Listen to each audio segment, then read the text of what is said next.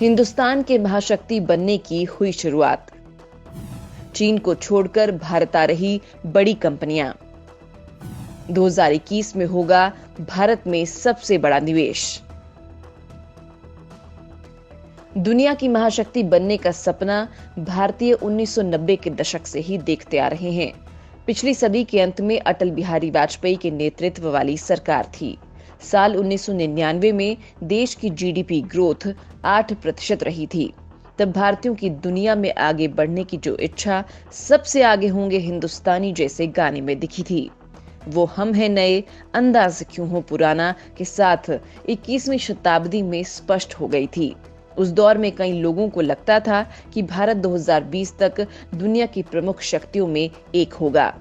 पूर्व भारतीय राष्ट्रपति एपीजे अब्दुल कलाम ने भी भारत 2020 नाम की एक किताब लिखी थी, जिसमें भारत के स्वर्णिम भविष्य का अनुमान लगाया गया था। और अब भारत को विश्व की महाशक्ति बनते देखने के करोड़ों भारतीयों का सपना सच होने वाला है। दुनिया के सबसे शक्तिशाली देशों की कतार में आया भारत।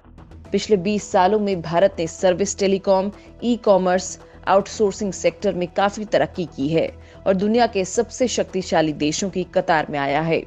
भारत साल 2023 में दुनिया के 20 सबसे ताकतवर देशों के सम्मेलन G20 की मेजबानी करने वाला है। लेकिन देश के महाशक्ति बनने के ख्वाब पूरी तरह सच्चाई में नहीं बदले हैं। 2020 में आई कोरोना महामारी ने भारत पर मंडराते संकट के बादलों को और गहरा दिया है। अंतर्राष्ट्रीय मुद्रा कोष का कहना है कि भारत की अर्थव्यवस्था 2020-21 में 10% तक सिकुड़ जाएगी, लेकिन ये बुरी स्थिति ज्यादा देर नहीं रहेगी। IMF के मुताबिक ही 2021-22 में भारतीय अर्थव्यवस्था की ग्रोथ फिर से 8.8% हो जाएगी। अमेरिका को पीछे छोड़ देगा।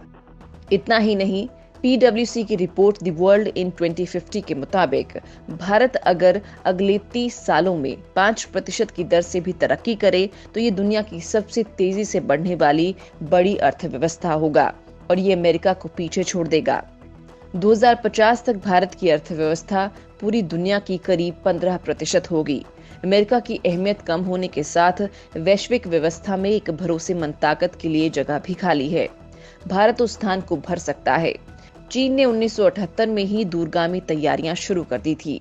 उसने ग्लोबलाइजेशन का सबसे ज्यादा फायदा उठाया, लेकिन कोरोना के बाद दुनिया की सोच बदली है।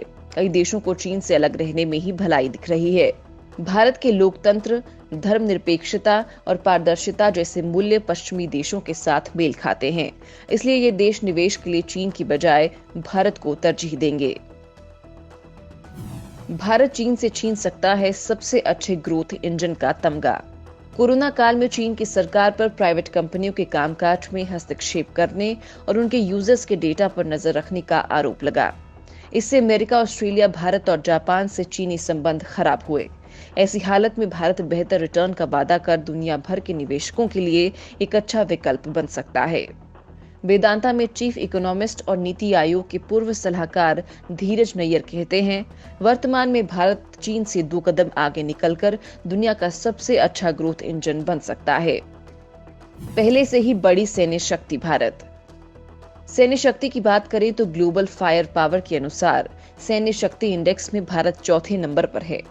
पहले, दूसरे और तीसरे स्थान पर क्रमशः अमेरिका, रूस और चीन है। इसके अलावा भारत अगले 2 साल तक संयुक्त राष्ट्र सुरक्षा परिषद का सदस्य भी रहेगा। भारत हिंद प्रशांत क्षेत्र में सबसे ताकतवर मुल्कों में एक है। इस इलाके के देश दुनिया की कुल जीडीपी के 60% के लिए जिम्मेदार हैं। दुनिया में होने वाले कुल व्यापार का करीब आधा सिर्फ इसी इलाके में होता है। भारतीय नौसेना का यहाँ अहम रोल होता है।